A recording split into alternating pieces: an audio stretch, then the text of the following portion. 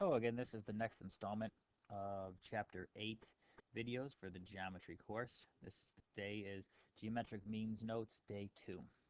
Let's go and jump in where we left off um, yesterday. So we can see that we are looking at a right triangle.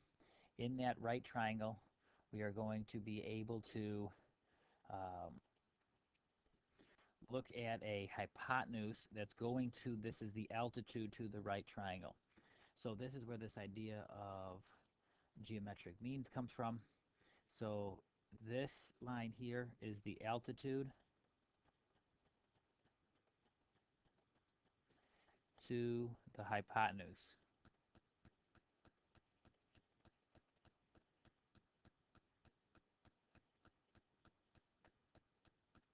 So what that means is then that's where we can, you know, set up these special ways of saying the x and the y is compared to the h, which is that shared side for it. You then get the formula that you can memorize, but I wouldn't recommend memorizing it, setting up your proportion, and then just cross multiplying. In the next example, what we have here is we're going to be comparing um, the small triangle over here and the larger triangle over there. So basically what ends up happening here, B is the shared side between this small one and the very large one. See how this side is highlighted twice. So B ends up equaling the geometric means part. And then the small side is x, the large side compared to it is c over here, which means that b squared would equal xc in this case. And if we're looking at the mediums, here's the medium. There's the shared side between that and the very large red triangle. So in that case, A and A, and we're going to use Y and C. All right. So let's just jump into some of the examples and see what we can do. Um, so let's take this, let's write it as the three different ones. So if I'm taking this and I rotate it, the 4 would be down here. Then if I look at the medium one, I have the side across from the right angle, right? So that's the hypotenuse. So that's x. I also have this side here. So how much is this side? If you said 12, you're right, because what would you do? You do 16 minus the small base 4, and 12 would be left over for there. Ta-da. So then what does that mean? The 12 is this side right here. If we look at the very large triangle now, the very large triangle, you have a hypotenuse of 16, and then you have the side length of x over here. So we can't use the small triangle. We could use the medium and the large triangle. Which I'm trying to get you to understand is that this is the side that if I were to highlight the medium and highlight the large, that's the side that's shared. So when you set up your proportion, that goes as your geometric means. Then what are you using? You're using the side of 12 and the side of 16. Now you can cross multiply. X squared is equal to 192. Take the square root of that. 192 does not work out evenly. So we can break this up into root 64 and root 3, giving me my answer for x, which is 8 root 3. Basically, the more you do these, the better at you'll get to it. So the next question, looking at the three triangles. So let's start with the small one. The small one, right? Here's the hypotenuse. The hypotenuse is over here. So the hypotenuse ends up being x. and the small base side is 9. Then you look at the medium one over here. We don't have the hypotenuse, we don't have the side length, but we have the long side length. So we have this side over here, which is 55. And lastly, we have the very large triangle where we can get this length here, which is the hypotenuse. That's 55 plus 9, but ends up being 64. So that's the hypotenuse, right? Across from that right angle, hypotenuse of 64 will go here. And x is the smaller side length, which is down here. So can we use the medium one this time? That's a negative, no medium one. So we're going to be comparing, setting up our proportion, right? That shared side. So we have x 64, and we have 9 in x. Cross multiply, x squared is equal to 576. Root it, and this one, yay! It is a perfect square on our list. So our answer is 24. Number 3. So I'm trying to show you two different ways. You can look at it, and you could use these triangles and set up a proportion. Meaning, once again, you have the small, you have the medium one, and then you have the very large triangle. The whole thing is that large triangle. So the small triangle in this case has that small length of 9. So that's down here. And it also has the other side length of x, marking it. The medium one has the small length of x. Okay. And it has this side over here, which we can figure out is 36 minus 9, which is 27. So that's here. The very large triangle doesn't have either side length, but it has the hypotenuse, which is 36. So looking at it, these are the two that we have two markings on, so this doesn't comply. So we have x over 9 is equal to 27 over x. Cross multiply, x squared is equal to 243. Fortunately, it's not as nice as number 2, but you can break this up with your root 81, root 3, so it ends up being 9 root 3 for the value of x.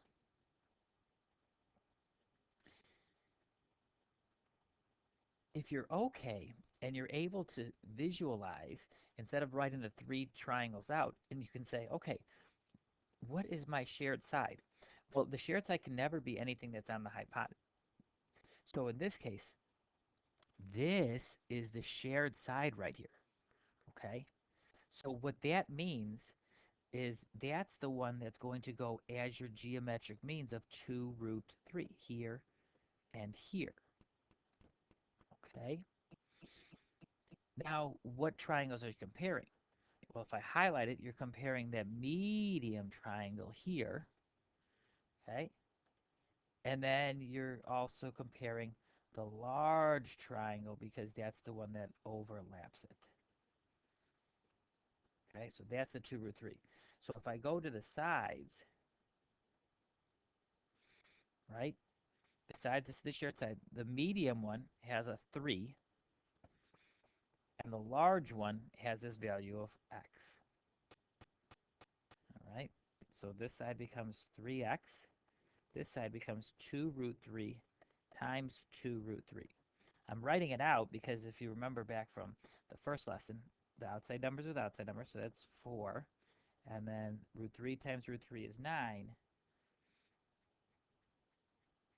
But we also know that that becomes 3. The 3x stays on this side. So we get 3x is equal to 12. Divide by 3. And the value is 4. Okay. So you decide whichever method you are more comfortable with, or whichever makes more sense to you, that is the way you want to be able to do this. So we got 4 more questions. You can pause it now and try them yourself and then come back and check. That's what I would recommend. Or you can continue to watch it, take another example or two, and then pause it at your most convenient time to try it on your own. So let's go back to the three different triangles. So so if we look at the small one has the upper side at 16 root 3 and the base of x. Okay. The medium triangle has the small side of 16 root 3, so it's down here, and the other side length as 48. And then the big triangle doesn't have either side, but it has the hypotenuse right here, which in this case is 48 plus x. Okay? We don't know what x is, but we can get it and then interpret from there. So in this example, what I notice is that this one kind of goes away because it only has one value. And then these two we can set up our proportion. So we have 16 root 3 over x is equal to 48 over 16 root 3. Cross multiply. So 48x is equal to 16 root 3 times 16 root 3. 48x stays. 16 times 16 from our chart is 256. And root 9. 3 times 256. Grand total of 768 is equal to 48x divided by 48. And your calculator gives you 16 for the value.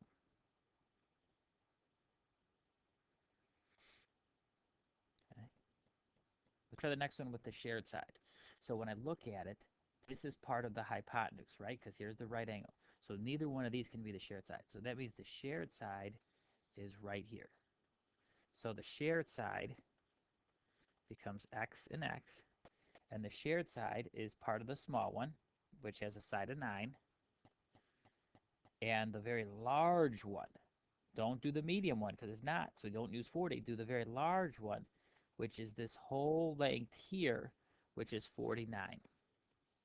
I'm hoping that makes sense to you because this is the quicker way and the more efficient way to do it. Cross multiply again. X squared equals 441. Root x ends up equaling 21 because it's on our chart. So yay, another one that worked out for us. 7, let's go back to the triangles again. So looking at the small triangle, we have the small side, which is 9. It goes down here. Medium triangle. We have the cross from there, so there's the hypotenuse, that's x. And then we have the other side down here, which is 27. And then the very large triangle, all we have is this length here, which ends up being 36 when I add the 27 and 9. So this is the one we can get rid of. Oh, no, we can't. Because right now, this only has 9. This has 27 and x.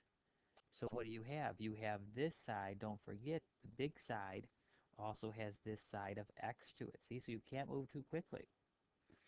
This is the one we're going to get rid of. And now we're going to set up a proportion of 27 over x is equal to x over 36. Cross multiply. X squared is 972. Calculator comes in handy when we root it. So we'll get root 324 and root 3. That becomes 18 root 3 for our answers. And last but not least, number 8. When I'm looking at it, we have the long hypotenuse, which is 100. We could do some math here and do 100 minus 75. So this is 25 for this piece. When we go further, we can say that x is the side of the small one, and so is 25. So we have the hypotenuse of x and the small side of 25 for the small triangle. The medium triangle has the side of 75, which is over here. And then we have the very large triangle that has a side of x and the hypotenuse of 100. So the medium triangle is the one this time we can get rid of because it only has one piece of information. Set up your proportion. X over 100 is equal to 25 over x. Cross multiply for the last time in this lesson. X squared is equal to 2500. Root it.